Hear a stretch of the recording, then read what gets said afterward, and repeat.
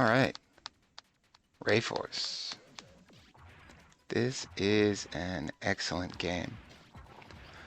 So, before we get to walking through my clear run, I just wanted to do a short introduction.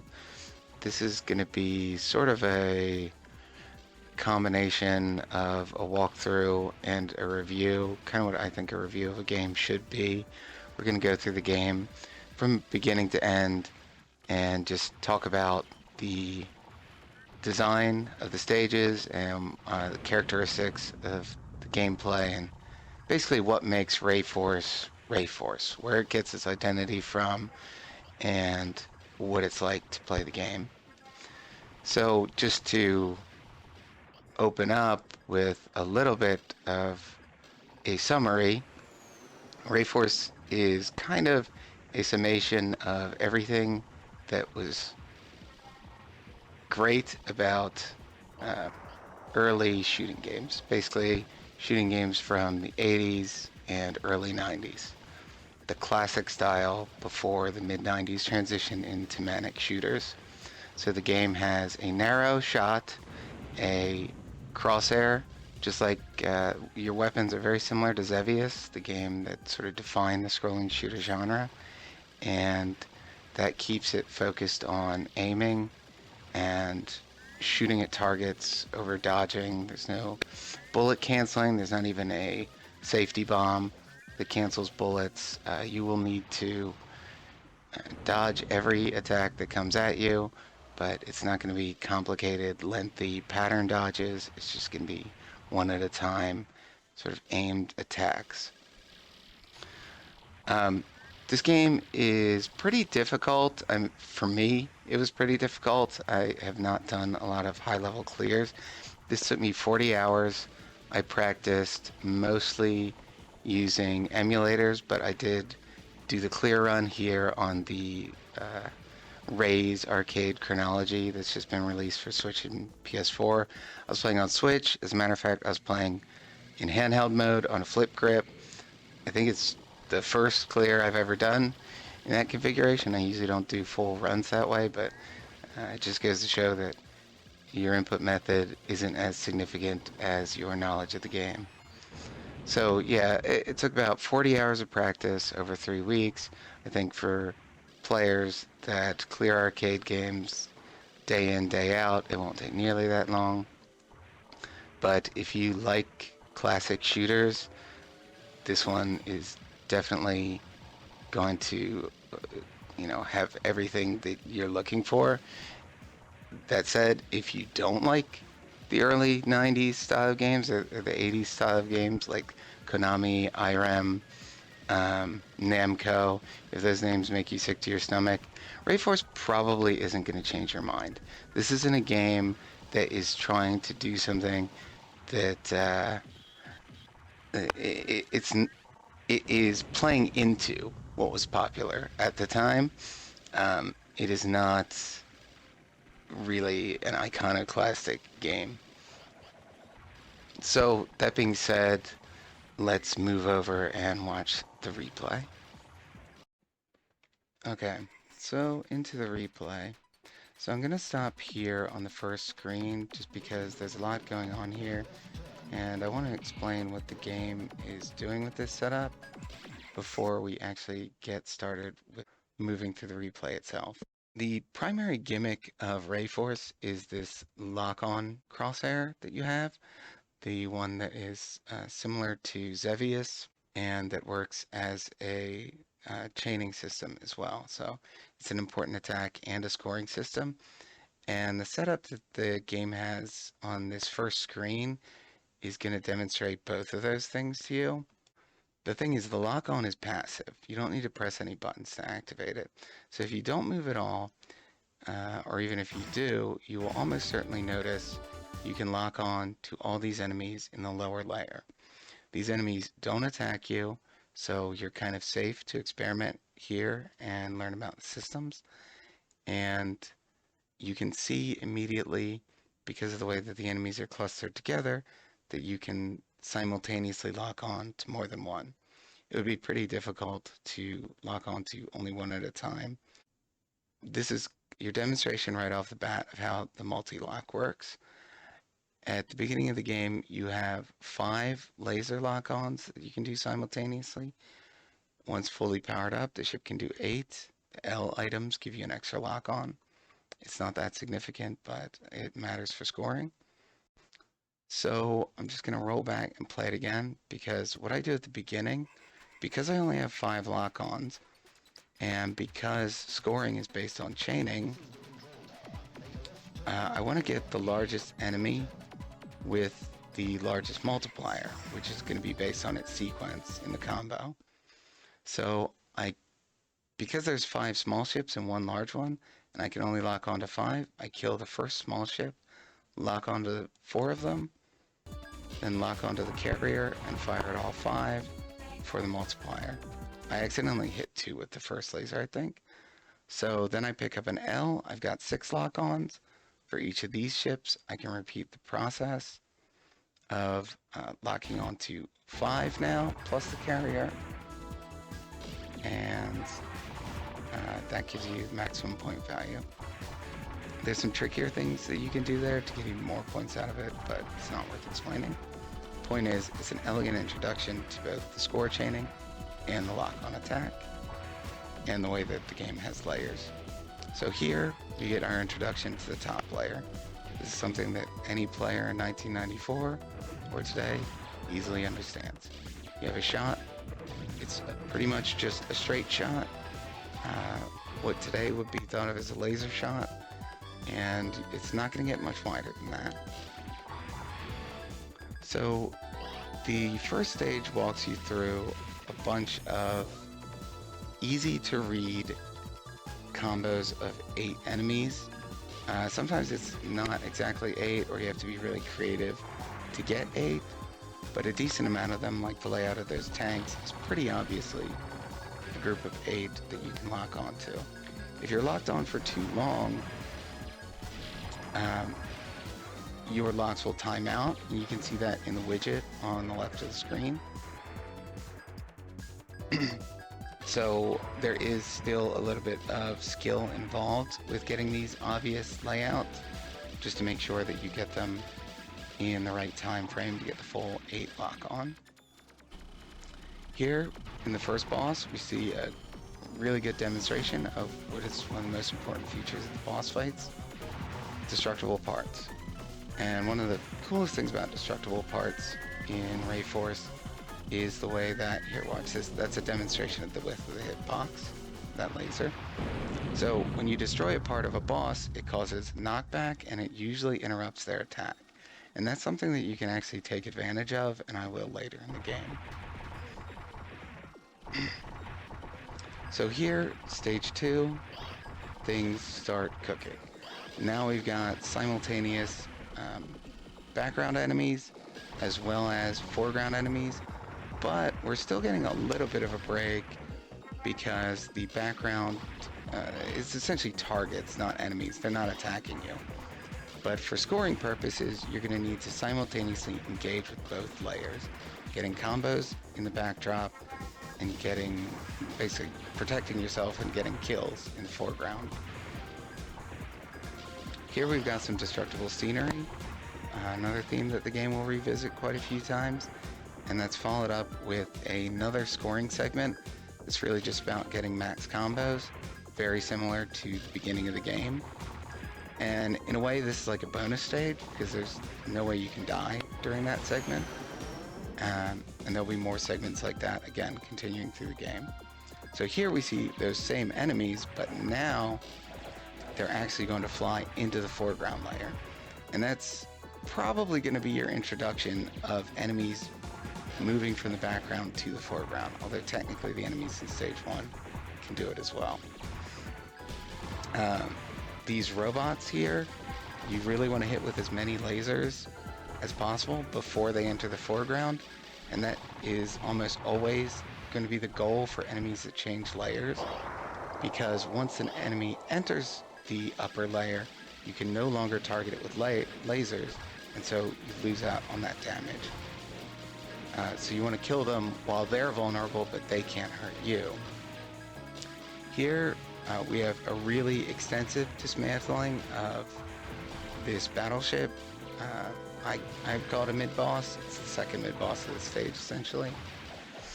I'm not going to do the full dismantle, but I do try to take apart a lot of it.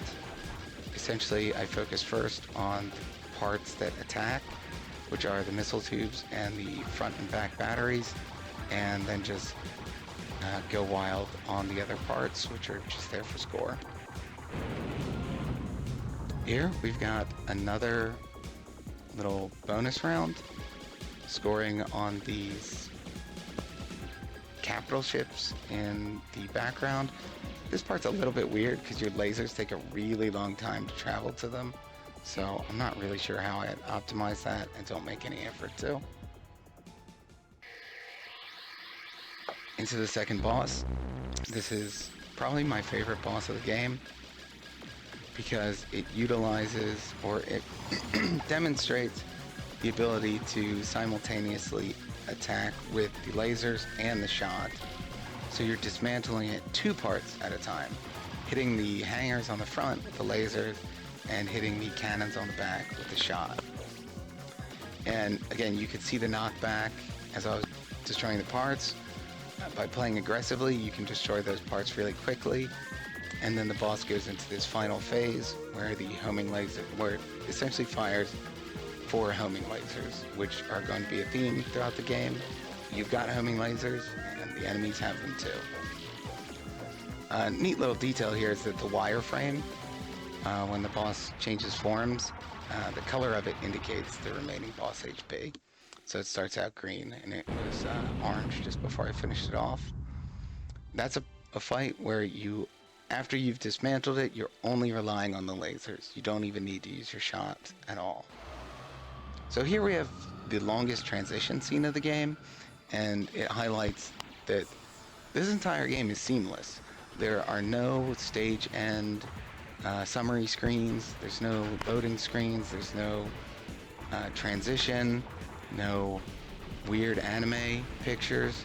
It's just straight from one stage into the next, purely cinematic, which is just Taito basically showing off a great deal of flair. This mid-boss is pretty much a pain in the neck. The way that he works is that his arms move around in a random way, or as far as I can tell, it's a randomized way. But when they fire lasers, those lasers are aimed. So you have basically a randomized source point for an aimed shot, and that's something that you're going to see in other places as well, such as these missile ships that I'm killing too quickly to really demonstrate. But these will throw back missiles that will then home in on you. Yeah, you could see one of them for a second there, and you'll see a few here. So randomized source points for a homing attack, which I think is a cool way to make a dynamic attack that is still requires adaptation. A dynamic attack that is still in some way controllable by the player. So you can't just do the straight up right end, streaming, tap dodge, everything. You actually, because of those randomized source points, you have to react. So here I have a pretty careful route for taking apart these tanks and turrets on this base because it's essentially a really dense placement of ground targets. And when you're attacking ground targets in this game, you only have a single point of attack. It's just that crosshair, so it's very precise. And that will require you to work out routes through segments like that, instead of just sort of blind firing. Stage 3 boss, this guy can be kind of dangerous. He's mostly fought with the lasers. His weak point is the tail there. He looks pretty similar to a Battle Garega boss. And the randomized element of his attacks are these mines, these spewing.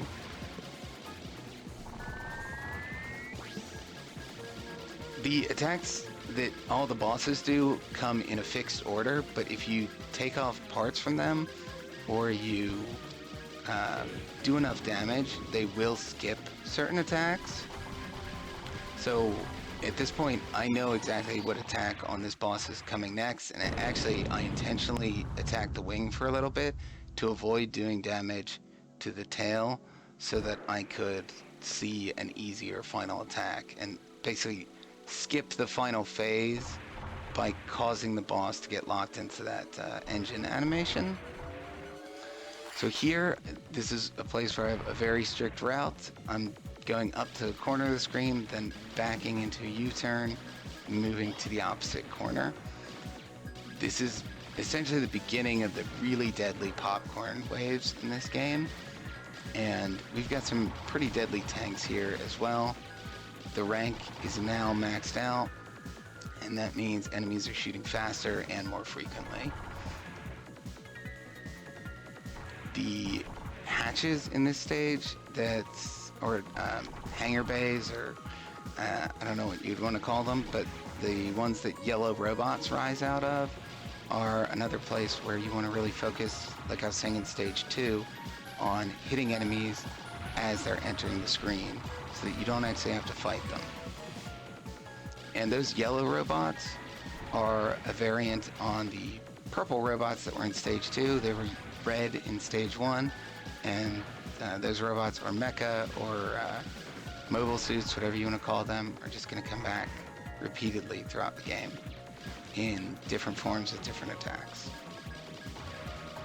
This stage is really pushing the limits of ground attacks. So how much can you deal with a lot of tanks at a time instead of just these islands of them that were in the previous stage, when you can't just route them out, and you actually have to actively dodge every time. And this finale is basically an amplified version of the base that was at the end of stage 3. It's got 4 turrets around the edges, and it's surrounded by tanks. So I usually try to play it kind of safe there and attack one side so I don't get bullets coming at me from all directions. Here we've got a rush of those yellow robots. It is pretty difficult to take these all out with your lasers, although maybe it's possible. You need to be ready for the fact that those guys are just going to rush at you at the end, and you might not be able to point blank them, and we'll want to get out of the way. This boss is trivially easy, basically, if you're using 30 Hz autofire, which I am, and I'll talk about that a little bit at the end of the game. But the idea with him is you either need to destroy both legs on the left, both legs on the right, or the core. You have your choice of which you want to attack. So then I'll drop it into the canyon. Here we've got another simple scoring segment. It's all about chaining the enemies in the most optimal way possible. And now, like in stage 2, those enemies are going to come back, actually enter the gameplay field, or the upper layer. And these ones are kind of sinister. They attack you from behind with semi-homing missiles, sort of like radar missiles from the Ray'z games. So you got to be careful and take them out before they loop around for a second volley. These green robots are your variant of the robot attackers for stage 5. Again, it helps a ton to get lasers in as they're approaching the screen. In this particular case, you kind of need to memorize where they're coming from. So now I'm falling behind now, but this tank section, tanks on the highway, it's actually one of the easier segments of the game, but I'm going to take my first step here. So essentially what happens is that these blue floating enemies, or hovering enemies, shoot these tumbling bullets in kind of a pretty hard to read scatter. I couldn't even really describe it. I'd have to watch in slow motion to see what the actual pattern is there, but I find it very difficult to read. Sometimes I even stop shooting to help myself read it, but I'm pretty sure I get caught. Yeah, right there. So you want to try to take them out as much as possible, so you don't get too dense of bullet scatters. You're not going to be able to preempt it entirely as far as I can tell. But you also need to kind of hug the tanks and try to seal them when possible. because this game does have bullet ceiling for ground enemies. This is one of the more notorious bosses in the game. He's got these giant lightning lasers, which shoot out a wide, randomized pattern, and you're totally safe from those if you just move all the way to the edge of the screen. So use your brain. If you see a giant cannon charging up a laser, get out of the way. Now, what I'm doing is dismantling him one piece at a time to keep him in a recoil state so I can do as much damage as possible before he starts attacking.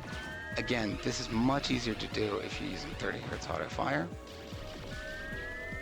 So those green lasers are a randomized scatter. They are pretty annoying to deal with, and luckily I only had to deal with them once.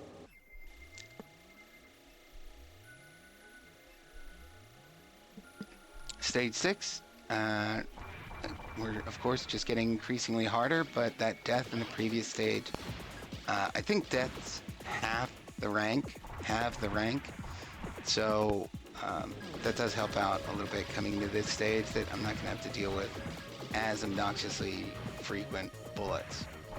This is another really deadly type of popcorn. These guys shoot another hard to read scatter of bullets, and they sort of decelerate, then re-accelerate back at you. But if you stay down into the center and sort of just use the edges of your shot to take them out, you can do it pretty intuitively, I think, without a tight route. So for these green ships, you want to take out their escort pods, or they would be shoulder pods if they were a mech that float over, because they're shooting those randomized tumbling bullets that are pretty difficult to dodge and can make things really messy. Here, this is pretty much a scoring section, although if you don't kill these guys fast enough, like these last two, they will attack. This mid-boss, I have a very strict strategy for it. Do a full lock-on with 8, get 2 more locks to kill the main turret. It's already done. I screwed up and moved right into a bullet that one of the tanks on the side fired.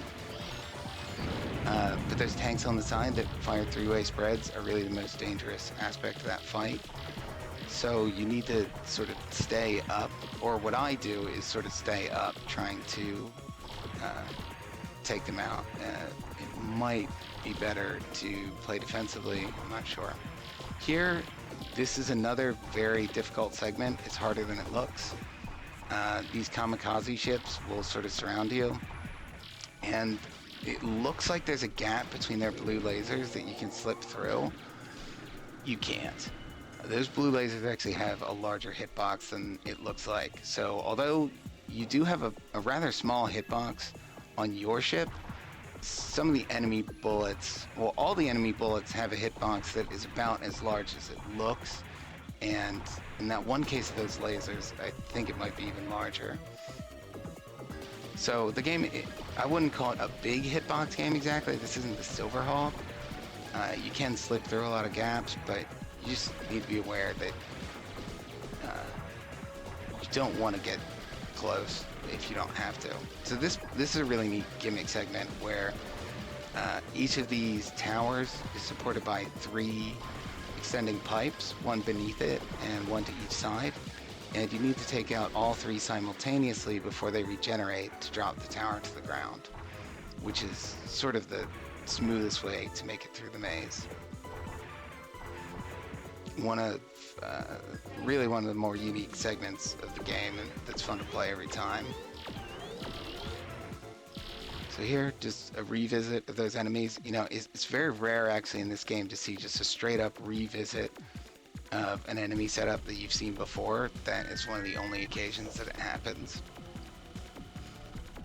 which is part of what keeps this game so fresh to play even after 40 hours. So I've got a specific strat here. Basically, each of these arms attacks with bullet scatters and mines, and then on the front of this generator core type of thing are some charge lasers. And I just listen for those, get out of the way if I hear them charging. After I've taken out the left arm, I focus on firing on the core to get in as much damage as possible before the second phase is forced to start. The second phase will automatically start if you destroy both side arms, or shoots, or whatever.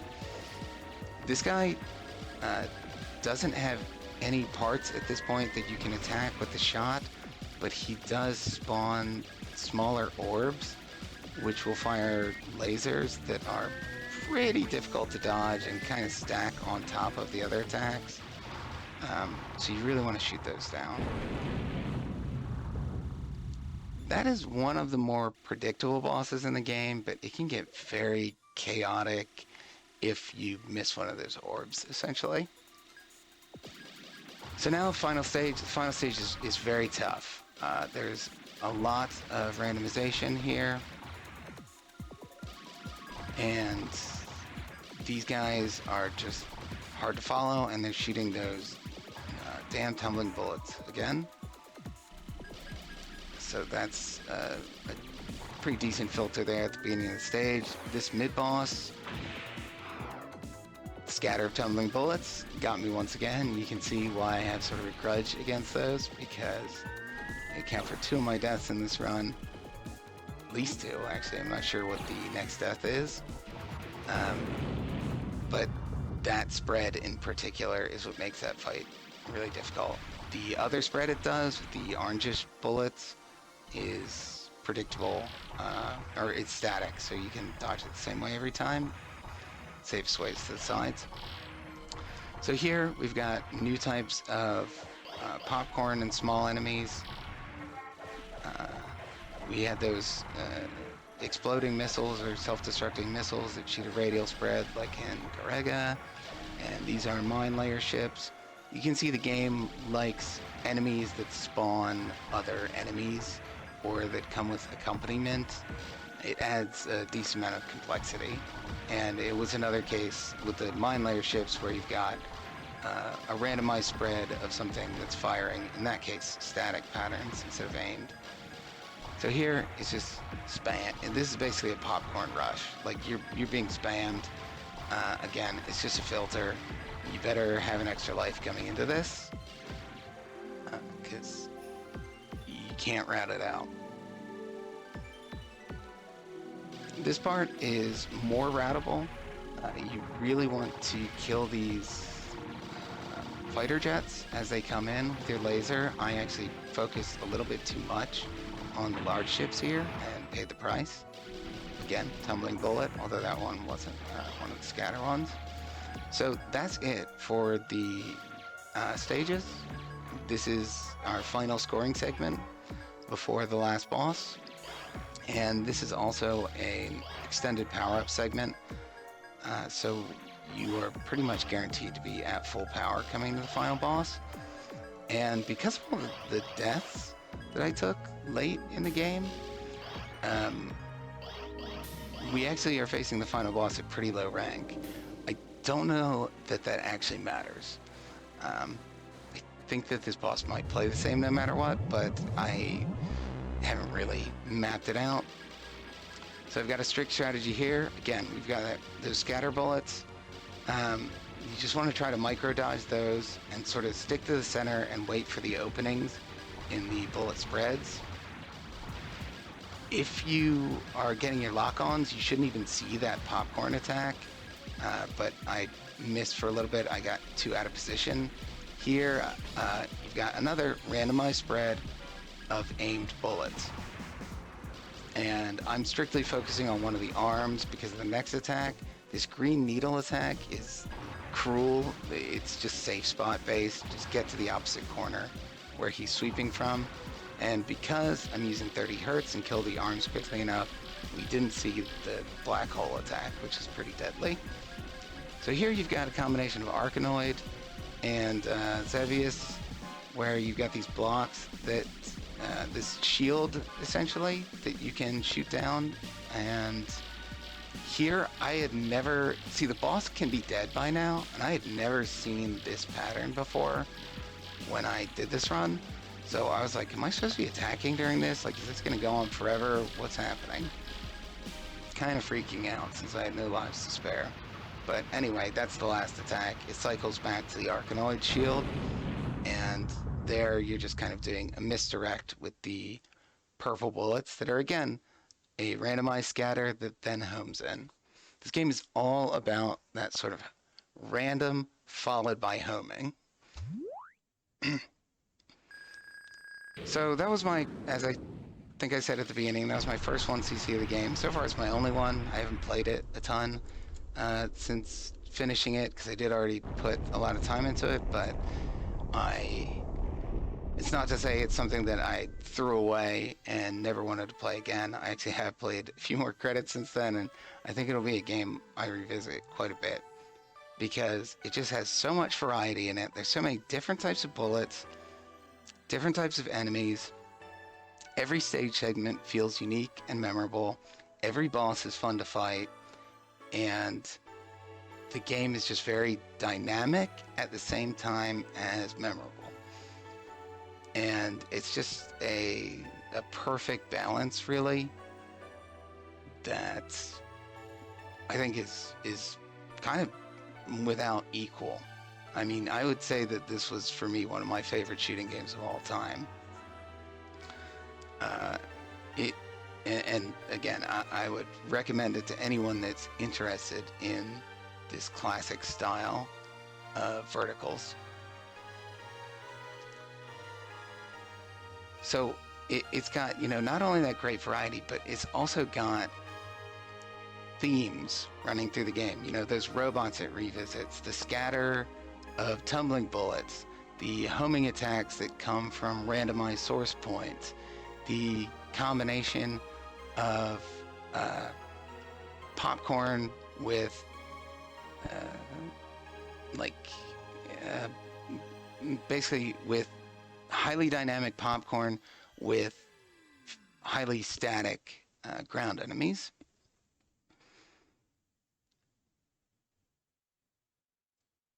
It's got lots of mid bosses and just in general, like I can't really sing its praises enough.